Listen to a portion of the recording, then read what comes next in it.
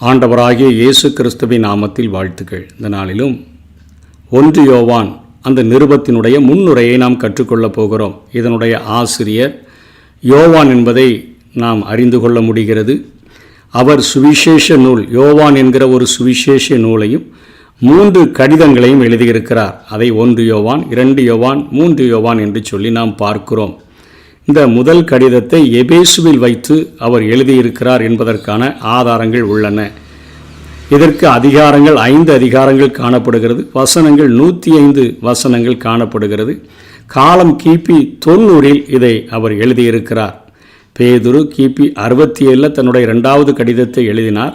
பவுலப்போஸ்தலன் கிபி 67 சிரச்சேதம் பண்ணப்பட்டு மரித்தார். ஆனால் இவர் பத்ம தீவிலே நாடு கடத்தப்பட்டு ரொம்ப நாட்கள் இவர் வாழ்ந்தார். இவர் கிபி 90 தான் இந்த முதல் கடிதத்தை எபேசுவில் வைத்து எழுதினார் என்கிற காரியம் உறுதிப்படுத்தப்படுகிறது. தேவனின் வாழ்வு மனிதரில், அதாவது ஒரு மனிதனில் தேவன் வாழ்ந்தால் அவனுடைய வாழ்க்கை எப்படி இருக்கும் என்கிற காரியத்தை மனதிலே கொண்டு இந்த முதல் கடிதத்தை அவர் எழுதுகிறார். அதாவது பசித்து தள்ளாடி நிற்கக்கூடிய ஒரு சிறுவன் ஒரு ரொட்டி கடையில் போய் எனக்கு ரொம்ப பசிக்குது, பழைய ரொட்டி ஏதாவது இருந்தால் கொடுங்கன்னு சொல்லி வயிற்றை பிடித்து கொண்டு பசியை தாங்க முடியாமல் இருக்கிற அந்த சூழ்நிலையின் மத்தியில் அந்த கடைக்காரன் கோபத்தில் அவனை எட்டி வயிற்றில் உதைக்கும் பொழுது அந்த அடி வயிற்றில் விழுந்த மிதியில் பசி ஒரு பக்கம் வழியாக இருக்கிறது, இன்னொரு பக்கம் அவர் மிதித்த அந்த வழி, அதில் அப்படியே அவன் துடித்து கீழே விழுந்து கிடக்கிற நேரத்தில் ஒரு முதியவர் வந்து கடைக்காரனிடம் காசு கொடுத்து புதிய ரொட்டி துண்டுகளை வாங்கி அவன் கைகளில் கொடுத்தபோது அவன் கேட்கிறான், நீங்கள் கடவுளா என்று சொல்லி கேட்டபோது அவர் சொல்லுகிறார், நான் கடவுள் இல்லைப்பா, கடவுளுடைய பிள்ளை. அதாவது தேவன் என்னில் வாழ்ந்தார் என்று சொன்னால் என்னுடைய பேச்சுகள் சுருக்கமாக இருக்கும், என்னுடைய செய்கைகள் அதிகமாக இருக்கும். இந்த கருத்துக்களை மனதில் கொண்டுதான் தன்னுடைய முதல் கடிதத்தை இங்கே யோவான் எழுதுகிறதை பார்க்கிறோம். நம்முடைய வாழ்க்கையிலும் சொல்கிறதற்கு அதிகம் இல்லை, செய்கிறதற்குத்தான் ஏராளம் இருக்கின்றன. பெறுகிறதற்கு பல இருப்பதை விட கொடுப்பதற்கே நமக்கு அதிகம் இருக்கின்றன. யோவான் தன் முதல் கடிதத்தில் இதை பற்றியே கூறுகிறார். இக்கடிதமானது விசுவாசிகளின் குறைகளை, அதாவது தந்தை பிள்ளை உறவிலே இந்த காரியங்களை இந்த கடிதம் அணுகுகிறதை பார்க்க முடிகிறது. பிள்ளைக்காக ஒரு தந்தையினுடைய அன்பு கடிதமாக இந்த முதல் கடிதமானது காணப்படுகிறது. இவர் இந்த முதல் நிருபத்தில் ஒளி, அன்பு, ஜீவன் என்கிற முக்கிய சொற்களை இவர் பயன்படுத்தி இருக்கிறார். தேவனோடு கூட நாம் ஐக்கியப்பட்டால் இந்த உலகத்தில் நம் ஒளியாக இருக்க முடியும். இருளின் மாசுகள் நம்முடைய வாழ்விலிருந்து அகற்றப்பட்டு நாம் பரிசுத்தமாக மாற முடியும். நம்முடைய வாழ்க்கையிலே சுத்திகரிப்பு பூரணமாகும்போது நாம் கனி கொடுக்கிறவர்களாக, கனிகள் பெருகி வாழ்கிறவர்களாக நாம் வாழ முடியும் என்று சொல்லித்தான் தன்னுடைய முதல் கடிதத்தில் யோவான் கற்றுக் கொடுக்கிறார். யோவான் தன்னுடைய சுவிசேஷ நூலை எழுதினதற்கான நோக்கத்தையும் இந்த முதல் கடிதத்தை எழுதினதான நோக்கத்தையும் அந்தந்த அதிகாரங்களிலே அவர் குறிப்பிடுகிறார். யோவான் சுவிசேஷ நூலை எழுதினேன் என்பதற்கு அவர் என்ன சொல்லுகிறார்? யோவான் 20வது அதிகாரம் 31வது வசனத்தில் இயேசு தேவனுடைய குமாரனாகிய கிறிஸ்து என்று நீங்கள் விசுவாசிக்கும்படியாகும். அந்த நாட்களில் மரியாள் நம்மோடு கூட இருக்கிறாங்களே, இயேசுவின் சகோதரர்கள் நம்ம கூட இருக்கிறாங்களே, அவருடைய சகோதரிகளெல்லாம் நம்ம கூட இருக்கிறாங்களே, இவரை எப்படி நம்ம கிறிஸ்து தேவனுடைய குமாரன் என்று ஏற்றுக்கொள்ள முடியும் என்று சொல்லி இருந்த அந்த குழப்பத்தின் நாட்களில் இங்கே யோவான் தன்னுடைய சுவிசேஷ நூலை எதுக்கு எழுதினேன்னு சொல்லி அடித்து சொல்லுகிறாரு. தேவனுடைய குமாரனாகிய அந்த கிறிஸ்து இயேசுதான் சொல்லி நீங்கள் விசுவாசிக்கும்படியாகவும், விசுவாசித்து அவருடைய நாமத்தினாலே நித்திய ஜீவனை அடையும்படியாகவும் இவைகள் எழுதப்பட்டிருக்கிறது. இயேசு எப்போ இந்த பூமியில் பிறந்தாரோ அப்பொழுது நித்திய ஜீவன் வெளிப்பட்டு விட்டது. அந்த நித்திய ஜீவனை அடையும்படிக்காகத்தான் நான் இந்த கடிதத்தை எழுதியிருக்கிறேன் என்று சொல்லுகிறார். இந்த 1 யோவான் 5:13 இந்த நிருபத்தை எதுக்கு எழுதினேன்னு சொல்கிறார்னா, உங்களுக்கு நித்திய ஜீவன் உண்டென்று நீங்கள் அறியவும், தேவனுடைய குமாரனாகிய நாமத்தின் மேல் நீங்கள் விசுவாசமாய் இருக்கவும், தேவனுடைய நாமத்தின் மேல் விசுவாசமாய் இருக்கிற உங்களுக்கு இவைகளை எழுதுகிறேன் என்று சொல்லுகிறார். 2 காரியங்களிலும் சுவிசேஷ நூலிலும் கடிதத்திலும் நித்திய ஜீவனை நீங்கள் பெற வேண்டும், இயேசு கிறிஸ்துவை நீங்கள் விசுவாசிக்க வேண்டும் என்று எழுதுகிறதை பார்க்கிறோம்.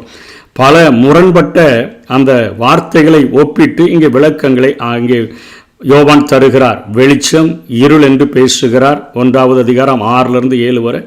உலகத்தின் அன்பு தேவனின் அன்பு என்று 2வது அதிகாரம் 15 17 வரை பேசுகிறார். தேவனுடைய பிள்ளைகள் பிசாசின் பிள்ளைகள் என்று 3வது அதிகாரம் 4 10 வரை பேசுகிறார். தேவனுடைய ஆவி அந்தி கிறிஸ்துவின் ஆவி என்று 4வது அதிகாரம் 1ஆம் வசனத்திலிருந்து 3ஆம் வசனம் வரையிலும் பேசுகிறார். அன்பு பகை என்பதை 4வது அதிகாரம் 7 12 வரையிலும் 16 21 வரையிலும் அவர் பேசுகிறார். அப்போஸ்தலர் 8:14, கலாத்தியர் 2:9 இவற்றின்படி எருசலேமில் இங்கே யோவான் வாழ்ந்தார் என்பதற்கான ஆதாரங்கள் உண்டு. வெளிப்படுத்தல் 1 பார்க்கும் பொழுது இவர் பத்மு தீவுக்கு நாடு கடத்தப்பட்டு இவர் வெளிப்படுத்தின விசேஷத்தை எழுதினார் என்பதை நாம் காண முடிகிறது. யோவான் எழுதின சுவிசேஷ நூல் 3 கடிதங்கள், சபைகளுக்கு எழுதக்கூடிய அந்த வெளிப்படுத்தின விசேஷம் இவைகளின் ஆக்கியோன், இவைகளை எழுதினவர் யோவான் என்பதற்கு ஒரு மாறுபட்ட கருத்துக்கள் இல்லை. இந்த பகுதியிலே அவர் கொடுத்திருக்கக்கூடிய முக்கியமான கருத்துக்கள் என்ன? பாவ கரையிலிருந்து விடுபட்டு தேவனுடைய ஆளுகைக்குள் வாழ்கிற காரியத்தை குறித்து பேசுகிறார். அன்பு நிறைந்த வாழ்வை உலகத்தில் வாழ்ந்து காட்ட வேண்டும் என்று சொல்கிறார். சொற்கள் குறைவாக இருக்கணும், செயல் அதிகமாக இருக்க வேண்டும் என்று சொல்லிக் கொடுக்கிறார். நாம் எந்த குடும்பத்தை சார்ந்தவர்கள் என்பதை நாம் செய்கின்ற அன்பின் செயல்கள் தான் அது வெளிக்காட்ட முடியும். ஆண்டவருடைய பிள்ளைகள் என்பதை, ஆண்டவருடைய குடும்பத்தை சார்ந்தவர்கள் என்பதை நம்முடைய அன்பின் செயல்களால் தான் நாம் வெளிக்காட்ட முடியும் என்பதை கற்றுக் கொடுக்கிறார். உடலாலும் தேவனை மகிமைப்படுத்த நாம் இந்த உலகத்தில் வைக்கப்பட்டிருக்கிறோம் என்று கற்றுக் கொடுக்கிறார். விசுவாசம் முடிவில்லாத பலனை தரும் பயனுடையது, ஆனால் உலகத்தின் இச்சைகளோ அழிவை தந்துவிடும் என்று சொல்லுகிறார். இன்றைக்கு ஆன்மீக உலகு என்று சொன்னாலே இன்றைக்கு எப்படிப்பட்ட காரியங்கள் காணப்படுகின்றன? அநேகர் உடலை வருத்தி அந்த உடலுக்கு தண்டனை கொடுத்து தங்களை கட்டுப்படுத்தி வாழ வேண்டும் என்று சொல்லி ஆன்மீக வாழ்க்கை வாழ்கிறது இப்படிதான் சொல்லுகிறாங்க. இன்னொரு பக்கத்தில் விருப்பம் போல வாழுங்கன்னு சொல்கிற காரியங்கள் நடக்கிறது. அதாவது நம்ம ஆட்கள் பழமொழி சொல்லியிருக்கிற மாதிரி வச்சா குடுமி அடித்தா மொட்டை அப்படிங்கிறது போலத்தான் இன்றைக்கு பக்தி உள்ள ஆன்மீக வாழ்க்கைகள் காணப்படுகின்றன. மக்கள் ஒரு கரையில் இருந்தாங்கன்னா தங்களுடைய சரீரங்களை ஒடுக்கி வாழ்கிற முழுமையான காரியங்களுக்கு சென்றுறாங்க. இன்னொரு பக்கம் அவர்கள் பாவத்தை தண்ணீரை போல குடித்து உலகம் அனுபவிக்கத்தான் சொல்லி அப்படியும் வாழ்கிறவர்கள் காணப்படுகிறார்கள். கிறிஸ்தவ வாழ்க்கை இந்த இரண்டிலையும் அதை உள்ளடக்க முடியாது. இவருடைய கிறிஸ்தவருடைய வாழ்க்கை என்பது ஒழுக்கமுள்ள, பரிசுத்தமுள்ள, நடுநிலை பார்வையோடு கூடிய வாழ்க்கையாக இருக்க வேண்டும் என்று பேசுகிறார். இவர் இந்த 5 அதிகாரங்களிலும் ஐக்கியத்தினுடைய நிபந்தனைகள், ஐக்கியத்தினுடைய நடவடிக்கைகள், அவர் நடந்த ஐக்கியத்தினுடைய நிபந்தனைகள் என்று சொன்னால் ஒளியில் நடக்க வேண்டும், பாவங்களை அறிக்கையிட வேண்டும் என்று 1வது அதிகாரத்திலே கற்றுக் கொடுக்கிறார். ஐக்கியத்தின் நடைபடிகள் என்று சொல்லி 2வது அதிகாரத்தில் அவர் நடந்தபடி நம்ம நடக்கணும், உலகத்தினின்று வேறுபட்ட ஒரு நடக்கை உடையவர்களாக இருக்க வேண்டும் என்று கற்றுக் கொடுக்கிறார். ஆவியானவரால் வழிநடத்தப்பட வேண்டும் என்று ஐக்கியத்தின் நடவடிக்கைகளை கற்றுக் கொடுக்கிறார். 3வதாக ஐக்கியத்தினுடைய பண்பு நலன்கள் என்று கற்றுக் கொடுக்கிறார். தூய்மை உள்ள ஒரு வாழ்க்கை வாழ வேண்டும், நீதியுள்ள ஒரு வாழ்க்கை வாழ வேண்டும், சகோதர அன்புள்ள ஒரு வாழ்க்கை வாழ வேண்டும், குற்றமற்ற இருதயமுள்ள ஒரு வாழ்க்கை வாழ வேண்டும், ஜெபித்து பெறுகின்ற ஒரு நல்ல வாழ்க்கையை வாழ வேண்டும் என்று சொல்லி ஐக்கியத்தின் பண்பு நலன்களை பேசுகிறார். ஐக்கியத்தினுடைய எச்சரிக்கை, அதாவது அந்தி கிறிஸ்துவின் ஆவிகள் நம்மை வஞ்சித்து விடக்கூடும், ஆகவே ஐக்கியத்தில் எச்சரிக்கையாக இருக்க வேண்டும். தூய அன்பினுடைய ஆவியானவர் தொடர்பில் நம்ம வாழ வேண்டும், அந்தி கிறிஸ்துவுக்கு எச்சரிக்கையாக இருக்க வேண்டும் என்று பேசுகிறார். இந்த ஐக்கியத்தினால் உண்டாகிற பலனை 5வது அதிகாரத்தில் பேசுகிறார். சகோதரர்களுக்காக நாம் அன்பு செலுத்துகிறவர்களாக, உலகத்தின் மீது வெற்றி பெற்றவர்களாக, நித்திய ரட்சிப்பின் உறுதியோடு கூட வாழ்கிறவர்களாக, ஜெபத்தில் நம்மை நடத்தி கொண்டு பரிசுத்த வாழ்க்கை வாழ்கிறவர்களாக, நெருங்கி வரும் பாவத்தினின்று விடுதலை பெற்றவர்களாக நாம் வாழ வேண்டும் என்கிற கருத்துக்களைத்தான் இந்த முதல் கடிதத்திலே 1 யோவானிலே யோவான் நமக்கு எழுதி தந்திருக்கிறார். நாளைய தினத்திலிருந்து ஒவ்வொரு அதிகாரங்களாக ஆழமாக தியானிப்போம். கர்த்தர் தாமே நம்மை ஆசீர்வதிப்பாராக. ஆமென்.